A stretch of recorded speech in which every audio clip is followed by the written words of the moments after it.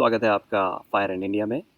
यहाँ हम बात करते हैं फ़ाइनेंशियल इंडिपेंडेंस की, अर्ली रिटायरमेंट की और इसी सिलसिले में मैं आज लाया हूँ आपके लिए वो वीडियो जिससे हम इस जर्नी को अपनी स्पीड अप कर सकते हैं, बूस्ट अप कर सकते हैं। तो ध्यान रखिए, इस वीडियो में मैं काफ़ी सारी चीज़ें शेयर करने वाला हूँ, बहुत इंपॉर्टेंट चीज़ें। तो पूरा वीडियो देखिए, स्किप मत कीजिएगा, एंड में सीधा मत चले जाइएगा क्योंकि एक एक चीज़ आपको जाननी ज़रूरी है। तो चलिए शुरू करते हैं हमारी जर्नी शेयर मार्केट में।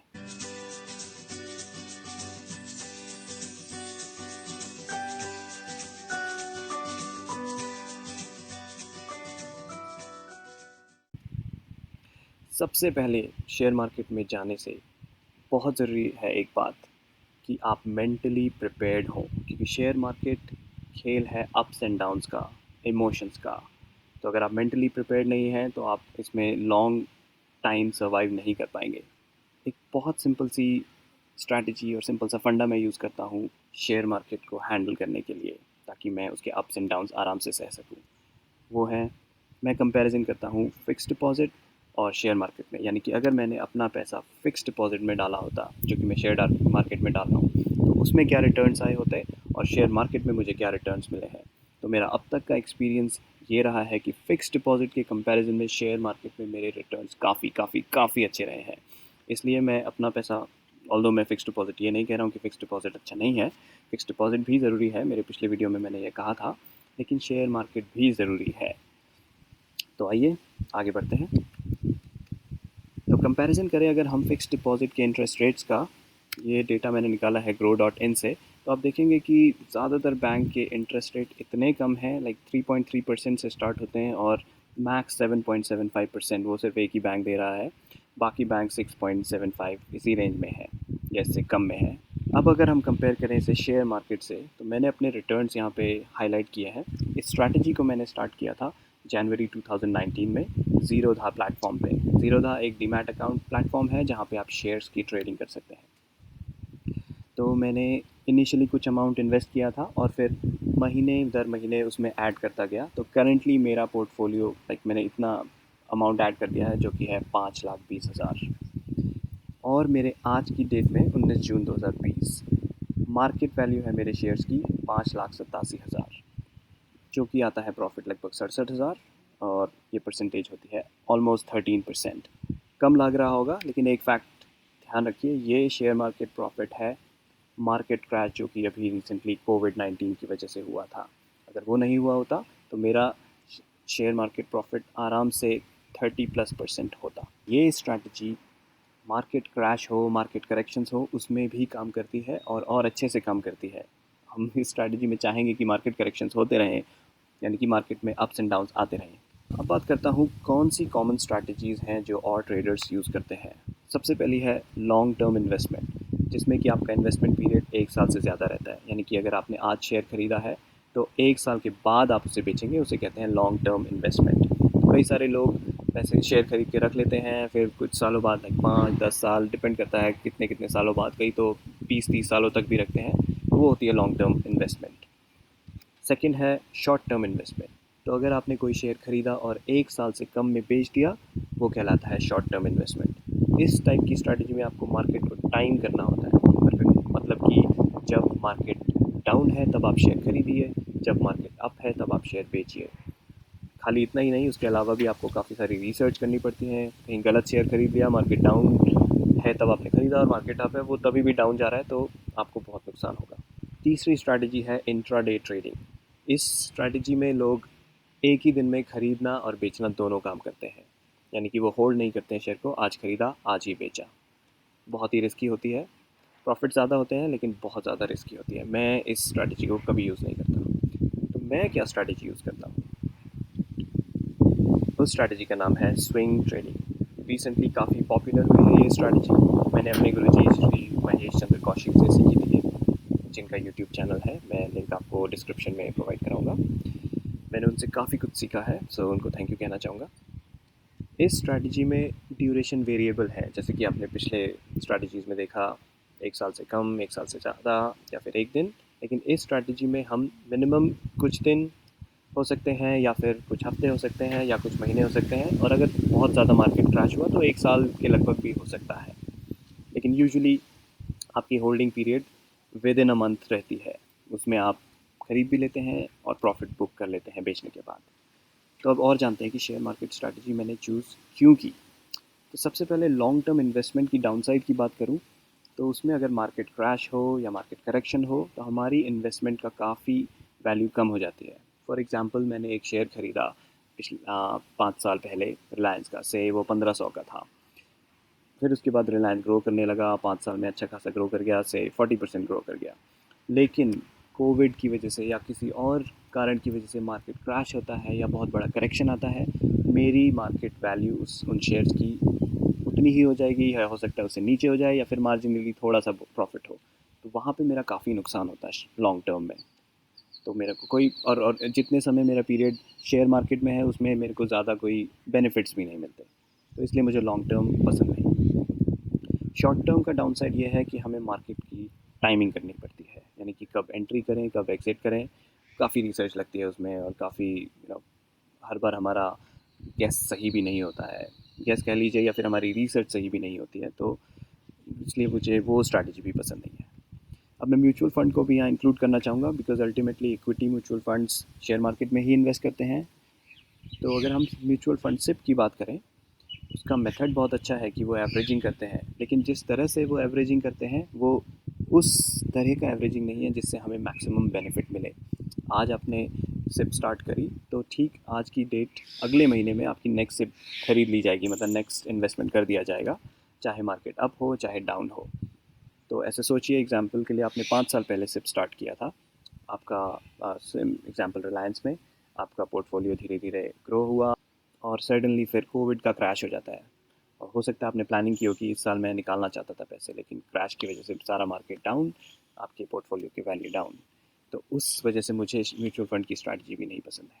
स्विंग ट्रेडिंग के साथ क्या है, वो है इन सब चीज़ों का कॉम्बो, और है बेस्ट कॉम्बो। कैसे, ये आप थोड़ी देर में जानेंगे। और स्विंग ट्रेडिंग का ये फ़ायदा भी है कि आपको मार्केट को टाइम नहीं करना पड़ता है। थोड़ी देर में हम ये भी देखेंगे कि कैसे, कि मैं शेयर ट्रेडिंग स्विंग ट्रेडिंग के साथ कैसे करता हूँ। तो स्टेप नंबर 1 है, हमें चूज़ करनी है बेस्ट कंपनीज जिसमें हम इन्वेस्ट करें। और मेरे नज़रिए में top 20 companies based on market capital, ये कंपनीज बेस्ट है इन्वेस्ट करने के लिए किसी भी वक्त, मार्केट अप हो चाहे डाउन हो। मार्केट कैपिटल क्या है, ये वो वैल्यू है जो कि टोटल नंबर ऑफ़ शेयर उस कंपनी के अवेलेबल है मार्केट में, मल्टीप्लाइड बाय उस कंपनी के शेयर की वैल्यू इस वक्त क्या है, या शेयर का प्राइस इस वक्त क्या है, वो कहलाता है मार्केट कैपिटल। इस डेटा को आप आराम से फाइंड कर सकते हैं इस लिंक पे, मैं इसे डिस्क्रिप्शन में दे दूँगा। और जब आप इस पेज पे जाएंगे तो आपको इस तरह का एक टेबल दिखाई देगा, जिसमें सबसे टॉप में आपको वो कंपनी दिखाई देगी जिसका मार्केट कैपिटल अभी सबसे टॉप में है। तो मैंने सिर्फ स्क्रीनशॉट में कुछ ही कंपनीज दिखाई हैं। इस पेज पे आपको टॉप 100 कंपनीज मिलेंगी, लेकिन मैं रेकमेंड करता हूँ आप सिर्फ टॉप 20 कंपनीज में ही इन्वेस्ट करें। स्टेप नंबर 2 है आपका बाइंग द स्टॉक। आप किस तरह से अब खरीदेंगे। सबसे पहले जिस दिन आप स्टार्ट कर रहे हैं उस दिन करंट प्राइस पे स्टॉक खरीद लीजिए। फ़र्क नहीं पड़ता कि अगर वो प्राइस 52 वीक हाई का चल रहा है, यानी कि अभी तक का टॉप प्राइस हो उस स्टॉक का, तो भी आप उसे खरीद लीजिए बिंदास। सेकंड, अब अगर मार्केट डाउन जाता है, आपको क्या करना है, सिंपली एक GTT ऑर्डर भरना है ज़ीरोधा में। बहुत सिंपल है। और ज़ीरोधा क्यों, ज़ीरोधा प्लेटफॉर्म मैं यूज़ करता हूँ इसलिए मैं रेकमेंड करता हूँ, कोई एफिलिएशन या ऐसा कुछ नहीं है। मैंने यूज़ किया है, काफ़ी बढ़िया प्लेटफॉर्म है, इसलिए मैं ज़ीरोधा का नाम ले रहा हूँ। अगर आप कुछ और यूज़ कर रहे हैं, मुझे नहीं पता उसमें GTT का फीचर है कि नहीं। GTT का मतलब है गुड टिल ट्रिगर, मतलब कि जब तक वो ट्रिगर प्राइस नहीं आता तब तक आपका ऑर्डर एग्जीक्यूट नहीं होता है। तो GTT का एक स्क्रीनशॉट है, आपको सिंपली सेलेक्ट करना होता है कि आप बाई करना चाहते हैं या सेल करना चाहते हैं। ऑफ कोर्स बाई तब करेंगे जब आपके पास शेयर नहीं है, सेल करना चाहेंगे जब आपके पास ऑलरेडी शेयर हैं आपके अकाउंट में, उन्हें सेल करने के लिए। आप ट्रिगर प्राइस डाल सकते हैं कि जब ये प्राइस आए तो ये ऑर्डर एग्जीक्यूट, मतलब ऑर्डर मार्केट में चला जाए।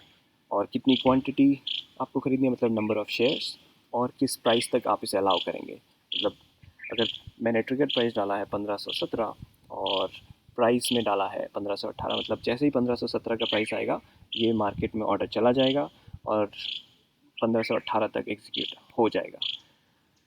ये इसलिए क्योंकि कई बार होता है कि मार्केट एकदम से गिरता है, 1517 का प्राइस गया लेकिन एकदम से उठ के 1524 पे चला गया, तो आपका ऑर्डर एग्जीक्यूट नहीं हो पाएगा। बहुत सारे फैक्टर्स हैं किस तरह ऑर्डर एग्जीक्यूट होते हैं, उस उतनी डेप्थ में मैं नहीं जाऊँगा, लेकिन आप 1 रुपये का फ़र्क रखिए और आराम से आपका ऑर्डर एग्जीक्यूट हो जाएगा। तो ये हो गया जीटीटी। तो यानी कि जीटीटी डालने के बाद आपको हर दिन ट्रैक नहीं करना पड़ेगा, हर दिन आपको अपने अकाउंट में जाकर ये ऑर्डर एग्जीक्यूट नहीं करने पड़ेंगे। सिर्फ जीटीटी डाल दीजिए, जिस दिन एवरेज प्राइस 5% ड्रॉप हो जाएगा उस दिन ऑटोमेटिकली आपका ऑर्डर एग्जीक्यूट हो जाएगा, और 99% चांसेस में ऑर्डर एग्जीक्यूट हो ही जाता है। इसके बाद नेक्स्ट बाय, अगर और मार्केट गिरता है तो एवरेज प्राइस से 10%, ये मैं आपको अभी चार्ट में दिखाऊंगा ताकि आपको एवरेज प्राइस का कॉन्सेप्ट भी समझ में आ जाए। उसका नेक्स्ट बाय 10%, 15%, तो 5 के पहाड़े के हिसाब से, 5 के टेबल के हिसाब से हम चल रहे हैं। पहला बाय करंट प्राइस पे, दूसरा बाय 5% जब ड्रॉप हो, तीसरा 10% ड्रॉप हो, चौथा 15% ड्रॉप हो, और अगर मार्केट ड्रॉप होता ही जा रहा है तो हम इसको बढ़ाते रहेंगे 20%, 25%। मैंने अभी तक मैक्स 20% तक जाते देखा है, और वो भी कोविड की वजह से हुआ था। अदरवाइज़ आपके यूजुअली 1 या 2 ज़्यादा से ज़्यादा बाय होते हैं, और फिर आपका सेलिंग पॉइंट भी आ जाता है। इसे कहते हैं एवरेजिंग, इस तरह की बाइंग को। तो देखते हैं रिलायंस का एग्जांपल। पहला बाय हमने किया करंट प्राइस पे, जो कि है 1759। मैं 5,000 के लगभग इन्वेस्ट करना चाहता था, तो मैंने 3 शेयर्स खरीद लिए। ठीक है। सेकंड बाय से मार्केट डाउन होता है। अब जब एवरेज प्राइस से 5% मार्केट गिरेगा, यानी कि जब वो 1671 के करीब आ जाएगा, मैं अपना जीटीटी डालूंगा 1671 पे, क्वांटिटी 3, और जैसे ही वो प्राइस आता है ये ऑर्डर एग्जीक्यूट हो जाएगा ऑटोमेटिकली। और फिर मैं नेक्स्ट जीटीटी डाल दूंगा 10% एवरेज प्राइस पे, यानी कि जब यह प्राइस आता है 1543 पे, मैं 3 और शेयर्स खरीद लूँगा। तो देखेंगे आपकी जैसे जैसे फोर्थ और फिफ्थ की तरफ जा रहा है, हमारे नंबर ऑफ़ शेयर्स बढ़ रहे हैं, बिकॉज हमारा ओवरऑल अमाउंट 5000 के लगभग है, इसलिए शेयर्स बढ़ेंगे। तो ये तो हो गई स्ट्रैटेजी कैसे ख़रीदना है। अब देखते हैं नेक्स्ट स्टेप कि कैसे शेयर्स को बेचना है। तो अगेन मैं वो चार्ट लेकर आता हूँ। अब देखिए आप, आखिरी के 3 कॉलम, जो मैंने पहला बाय किया था वो मैं 5% पे बेचना चाहूँगा, सेकंड बाय भी 5% पे, तीसरा जो मैंने ख़रीदा था वो मैं 6% पे बेचना चाहूँगा। बिकॉज यूजुअली क्या होता है, जब मार्केट गिर जाता है और जब वो वापस उठने लगता है, आपको ज़्यादा चांसेस हैं प्रॉफिट कमाने के, क्योंकि वो एक्सपीरियंस से बता रहा हूँ, वो उस प्राइस पे तो जाएगा ही जाएगा कुछ समय में जहाँ से वो गिरना शुरू हुआ था। तो इसलिए मैं परसेंटेज बढ़ाता हूँ। आप शुरू में, अगर आप नए हैं शेयर मार्केट में, तो आप 5% ही रख सकते हैं सारे प्रॉफिट लेवल्स। ठीक है। फोर्थ बाय के लिए मैंने और बढ़ा दिया 8%, फिफ्थ बाय के लिए 10%। इस तरह से ओवरऑल प्रॉफिट मेरा होता है 7%। अब ये देखने में तो आसान लग रहा होगा, लेकिन इसमें ये आइडिया नहीं लग पा रहा है आपको कि कितने ड्यूरेशन में ऐसा हो पाया। तो इसके लिए मैंने अपने कुछ एग्जांपल्स निकाल के आपको दिखाए हैं। तो आइए देखते हैं। आईसीआईसीआई बैंक में मैंने ये स्ट्रैटेजी स्टार्ट करी थी। तो अगर आप इस टेबल को देखें, 18 मई 2020 को मैंने ये शेयर लेना स्टार्ट किया था। 10,000 के करीब इन्वेस्ट किए थे। फिर 18 मई के बाद 22 मई को प्राइस डाउन हुआ, मैंने और शेयर्स खरीदे, लेकिन 27 मई को फिर वापस प्राइस अप हो गया और मैंने 4% के प्रॉफिट पे से बेच दिया।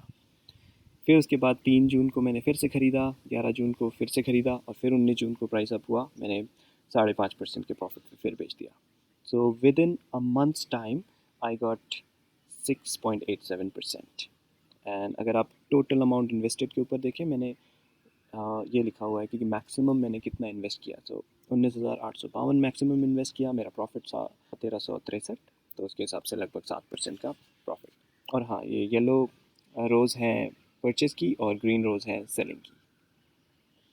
अगला एग्जांपल बजाज फाइनेंस। इसमें मैंने स्टार्ट किया था 9 अप्रैल 2020 में, और देख सकते हैं 4 बार मेरे को ख़रीदने का मौका मिला, और फिर 5वीं बार जब 5.5% का प्रॉफिट आया, मैंने उसको बेच दिया। फिर से 4 बार ख़रीदने का मौका मिला, और फिर उसके बाद मैंने स्टेप बाय स्टेप बेचा। जैसा कि मैंने आपको समझाया था कि जो सबसे लास्ट आपने ख़रीदा है उसको सबसे पहले बेचेंगे ऑफ कोर्स। तो आप देखेंगे कि ओवरऑल इसमें मैंने लगभग 19% प्रॉफिट कमाया 2 महीने के पीरियड में। नेक्स्ट एग्जांपल है एशियन पेंट्स। ये मेरी वाइफ का अकाउंट में मैंने परचेजेस की थी, और इसमें मेरा प्रॉफिट रहा लगभग 5.74% with in a month.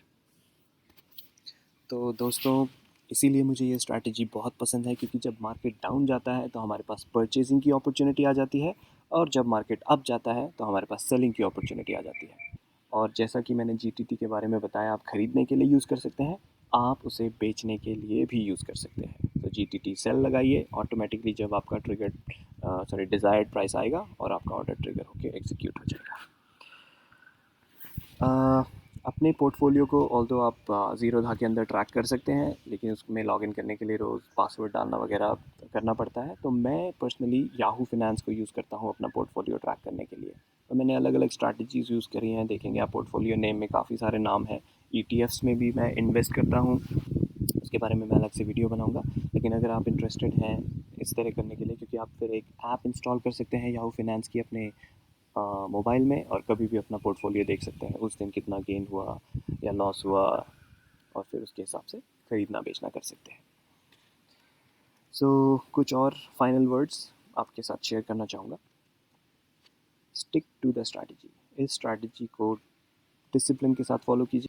Grid, do not fall prey to greed. तो कई बार क्या होता है, हमने शेयर खरीदा, आज मार्केट बढ़ने लगा, हमें लगता है यार 5% पे क्यों रुकना, चलो 7% तक जाने देता हूँ उसे, 7% तक भी चला जाएगा, फिर हम और ग्रीडी हो सकते हैं, कहेंगे चल यार 10% पे बेचूंगा।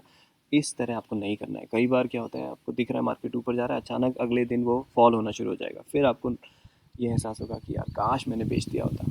तो अगर आप चाहते हैं कि आप काश की ज़िंदगी ना जिए शेयर मार्केट में, डोंट बी ग्रीडी, उसे स्ट्रैटेजी के हिसाब से खरीदिए, स्ट्रैटेजी के हिसाब से बेचिए। और इस अकाउंट में या इस शेयर मार्केट इन्वेस्टमेंट में जो भी पैसा आप डाल रहे हैं, उसे विड्रॉ मत कीजिए जब तक कि वो बिल्कुल ज़रूरी ना हो। अपने बजटिंग कीजिए, कितना पैसा आपके इमरजेंसी फ़ंड में होना चाहिए, कितना पैसा आपको लिक्विड मनी होना चाहिए इमीडिएट यूज़ के लिए, और कितना पैसा आप इन्वेस्टमेंट के लिए रखना चाहेंगे जिसे कि आप टच ना करना चाहें 5 से 10 साल तक। तभी आपके पैसे अच्छे ग्रो होंगे, क्योंकि आपको कंपाउंडिंग का बूस्ट मिलेगा। तो उसमें से पैसे विड्रॉ मत कीजिए, हर महीने ऐड और ऐड और ऐड ही करते रहिए। शुरू में आपको लगेगा कि यार पोर्टफोलियो ग्रो नहीं कर रहा है, धीरे धीरे ग्रो करेगा, तो पेशेंस बहुत ज़रूरी है।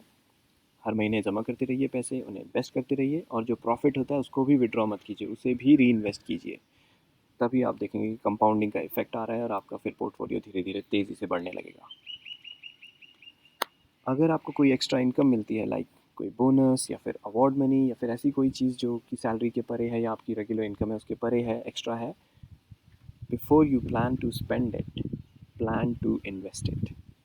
खर्च करने से पहले आप उसे प्लान कीजिए कि कितना पोर्शन आपको इसका इन्वेस्ट करना है। इस तरह की स्ट्रैटेजी जब आप यूज़ करेंगे तो ही आप अपना पोर्टफोलियो ग्रो कर पाएंगे, तो ही आप फाइनेंशियल इंडिपेंडेंस का ड्रीम पूरा कर पाएंगे। दोस्तों, इसी के साथ मैं आपको ऑल द बेस्ट विश करना चाहूँगा। ये स्ट्रैटेजी अपनाइए, और अगर आपको कोई क्वेश्चंस हैं प्लीज़ आप कमेंट में मुझे पूछ सकते हैं। मैं आपके डाउट क्लियर करने के लिए बिल्कुल रेडी हूँ। और अगर आप मुझे कमेंट में ये बताना चाहते हैं कि मैं नेक्स्ट वीडियो क्या बनाऊँ, इसके और डिटेल शेयर करूँ, या फिर और कुछ आप जानना चाहते हैं, प्लीज़ मुझे वो भी बताइए। मुझे खुशी होगी आपके साथ वो वीडियो शेयर करने में भी। थैंक यू वेरी मच दोस्तों, आखिरी तक वीडियो देखने के लिए। उम्मीद करता हूँ आप जल्दी ही फाइनेंशियली इंडिपेंडेंट हो जाएंगे। बाय बाय दोस्तों।